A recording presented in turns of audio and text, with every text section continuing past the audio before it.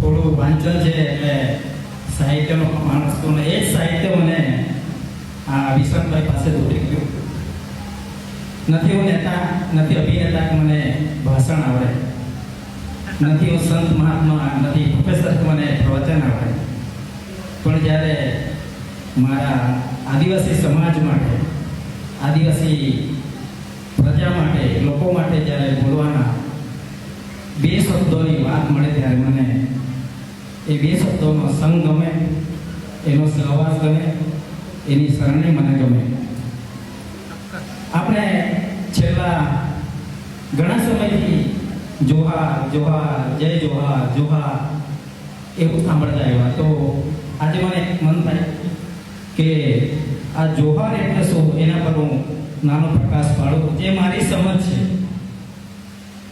જોહાર એ કંઈ કોઈ પ્રદેશની, કોઈ સમાજની, કોઈ જાતિની, કોઈ વિસ્તારની એ ભાષા નથી, એનો શબ્દ નથી. જોહારનો સિમ્પલ મતલબ થાય છે પ્રકૃતિની જય. થોડુંક આગળ કહીએ તો સૌનું કલ્યાણ કરનારી પ્રકૃતિની જય. એના કરતાં પણ થોડું વિસ્તારથી કહીએ તો એ સોશિયલ મીડિયા પર મેં જે ચલાવ્યું છે, સૌનું એક સરખું કલ્યાણ કરનારી પ્રકૃતિની જય. પ્રકૃતિ કોઈ જાતિગત, સામાજિક, પ્રાદેશિક ભેદભાવથી રાખતી. પ્રકૃતિ સૌનું એક સરખું કલ્યાણ કરે છે. વિશનભાઈ, એમની સાથે મારો પરિચય થયો અને એમનો સંવિધાન ડાયરો મેં પહેલી વખત જ્યારે સાંભળ્યો ત્યારે મેં નક્કી કર્યું કે વિશનભાઈને મારે એક વખત તો કંઈક લાવવા છે. તો ગયા વર્ષે 26મી નવેમ્બર સંવિધાન દિવસે એમના લગભગ ઘણા બધા કાર્યક્રમો રદ કરીને વિશનભાઈ અમારા ઉકાઈ ખાતે સંવિધાન દિવસ ઉજવણી સમિતિની આગ્રહને વશ થઈને અમારે ત્યાં સંવિધાન ડાયરો કર્યો. સંવિધાન ડાયરો કરતા પહેલા વિશનભાઈએ મને ફોન કરીને એવું પૂછ્યું કે મારે આ પ્રદેશમાં, આદિવાસી પ્રદેશમાં આવું છું તો આદિવાસી પ્રજા પર મારે વધારે વજન મૂકવું કે કેમ? ત્યારે મેં એમને જાણ કરી કે ઉકાઈ પ્રદેશ, ઉકાઈ જગ્યા એવી છે જ્યાં દરેક સમાજના, દરેક સંપ્રદાયના, દરેક પ્રદેશના લોકો રહે છે, એટલે સ્પેશિયલ તમે આદિવાસી પર વજન નહીં મૂકતા.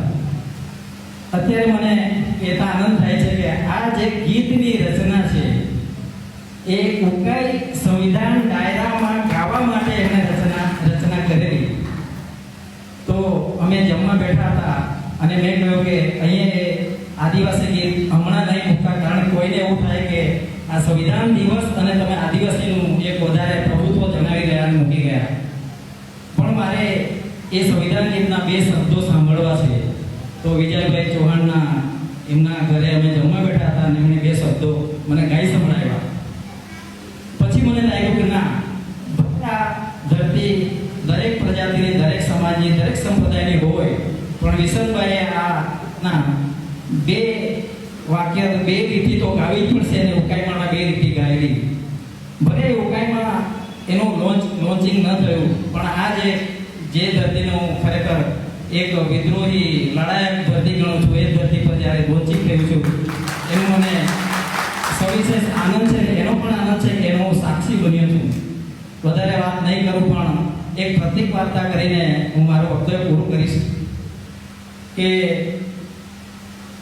અમારી ઓળખ શું છે, આ વિશનભાઈ કોણ છે, દિલીપ ગામિત કોણ છે, વિજય ચૌહાણ કોણ છે, જયેશ વરિયા કોણ છે. તો એક જંગલમાં આગ લાગેલી અને દરેક પશુ, પંખીઓ, પ્રાણીઓ એ આગમાંથી પોતાનો જીવ બચાવવા માટે દોડાદોડી કરી મૂકે છે, ભાગે છે. પણ એક નાની અમથી એક ચીડિયા, એ ચીડિયા બાજુના તળાવમાંથી પોતાની ચાંચમાં એક ટીપું પાણી લાવીને એ આગ ઓલવવાની, બળબડતી આગ ઓલવવાના પ્રયત્નો કરે છે. તો બીજા છેડે બેઠેલા પ્રાણીઓ, પક્ષીઓ એની મજાક ઉડાવે છે, એ બેઠા બેઠા તંબે છે અને કહે છે કે હે ચીડિયા, તને એમ લાગે છે કે આ બળબડતી જંગલની આગ એ તારી એક ચાંચના એક ટીપા પાણીથી ઓલવાઈ જશે?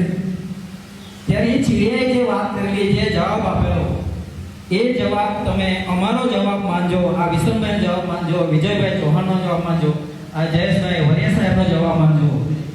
એ ચીડિયાએ ત્યારે એવું કહેલું કે હા, મને ખબર છે કે મારી એક ટીપા પાણીથી આ જંગલની આગ ઓલવવાની નથી, પણ જ્યારે આ ઓલવાયેલા જંગલની, નાશ થઈ ગયેલા જંગલનો જ્યારે ઇતિહાસ લખાશે, ત્યારે એ ઇતિહાસમાં અમારું નામ આગ બુઝાવવા લખાશે, આગ લગાવવામાં નહીં.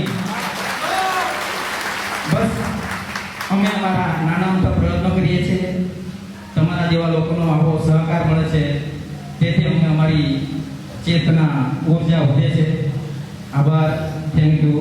જય હિન્દ, જય જવાહર, જય ભારત. સમાજની અંદર શિક્ષણના માધ્યમથી પ્રસ્તુત કરવા જોઈતા હતા એવા પ્રસ્તુત થતા નથી, ન થયા પણ નથી. એનું પરિણામ આ અત્યારે જે અંધાધૂંધી છે એ છે. તો આપણે હકીકતની અંદર જો ખરેખર લોક કલ્યાણ જો ઈચ્છતા હોય તો જે સાચા જે મહામાનવો થઈ ગયા, કે દાખલા તરીકે આ ગીતની અંદર ઘણા એવા મહામાનવોના નામ લીધા છે કે જેના આપણે શાળાના, સ્કૂલના, કોલેજના અભ્યાસક્રમમાં પણ નામ નથી ક્યાંય. તો એ આપણી કરુણતા છે. અને જે આ દેશની અંદર જે મુઠ્ઠીભર લોકો છે, એ જે ષડયંત્રકારી જે પ્રવૃત્તિની વૃત્તિઓથી જે આ કામ કરી રહ્યા છે, તો એ લોકોને પણ એક આમાં આપણે સમજવા પડશે ને ઓળખવા પડશે. આપણે માત્ર ને માત્ર કોઈનો વિરોધ કરવા માટે અહીંયા ભેગા નથી થયા, પણ એક લોકલ જે લોકો શોષણનો ભોગ બને છે, અત્યાચારનો ભોગ બને છે, એને ખરેખર અત્યાચાર કરનાર, શોષણ કરનાર કોણ છે એની મોટા ભાગના લોકોને ખબર પણ નથી. એવા ષડયંત્રોના ભોગ બન્યા હોય છે. જેમના જયેશભાઈ વરિયા સાહેબે જે વાત કરી, તો એમણે કેવી વાત કરી કે એ પોતે પ્રોફેસર છે અત્યારે, અને જ્યારે એ ક્લાસ 1 ઓફિસરની જીપીએસસી ની એક્ઝામ આપી, તો ત્યારે એમની સાથે જે ષડયંત્રો થયા, તો તે વખતે એમને પોતાને ખબર નહોતી પડતી. એમણે પોતે કબૂલ્યું, અને જ્યારે એમણે મહામાનવોનું વાંચન કર્યું, સાચો ઇતિહાસ જાણ્યો, ત્યારે પછી એમણે જે જીવનમાં સંકલ્પ લીધો છે એ ખરેખર જે કહેવાય કે આદરણીય પાત્ર છે અને પ્રેરણાદાયી છે. કે દરેક માણસને જ્યારે આપણે સાચી જાણકારી નહીં હોય, ત્યારે આપણે કોઈનાથી ગુમરાહ થાય અને ગેરમાર્ગે દોરાય. પણ મિત્રો, જ્યારે સાચી જાણકારી મળે પછી શું કરવાનું? તો જાયગા ત્યાંથી સવાલ. જ્યારથી આપણને સાચી જાણકારી મળે ત્યારે એક સંકલ્પ સાથે, તમે ઈમાનદારી સાથે એક પ્રતિજ્ઞા લ્યો કે ભાઈ મારે આ મારું કામ કરવાનું. ખબર પડી તો મારે શું કરવાનું? તો મારે આ સમાજ સાથે, લોકો સાથે કોઈ કહેતા કોઈ બેઈમાની નથી કરવાની. મારા પોતાના વ્યક્તિગત સ્વાર્થ ખાતર હું જે સમગ્ર જે માનવ જાત છે, લોક કલ્યાણ છે, એના ભોગે હું મારું સ્વકલ્યાણ ઈચ્છું નહીં ક્યારે. તો મિત્રો, આપણે હકીકતની અંદર જે આપણે કહીએ જય આદિવાસી, જય ભીમ, તો હકીકતની અંદર મને એવું લાગે છે કે જય આદિવાસીની સાથે સાથે હવે આપણે ખરેખર જાગૃત થવાની જરૂર છે. એટલે જાગો આદિવાસીની પણ આપણે જરૂરત છે. તો આપણે ખરેખર જાગીએ કેવી રીતે? તો આપણો મિત્ર કોણ છે અને શત્રુ કોણ છે એની જે આપણે જો સાચી ઓળખ થઈ જાય તો એ સાચી જાગૃત અવસ્થા કહેવાય. પણ મોટે ભાગે આપણે દુઃખ સાથે કહેવું પડે છે, એ ચાહે એસસી હોય, એસટી હોય કે ઓબીસી હોય, બહુસંખ્યક કોઈ પણ શોષિત સમુદાય છે, એની અંદર એક મને સમસ્યા દેખાય છે, એ છે કે પોતાના જે મહામાનવોની જાણકારી નહોતી અને હવે થઈ છે.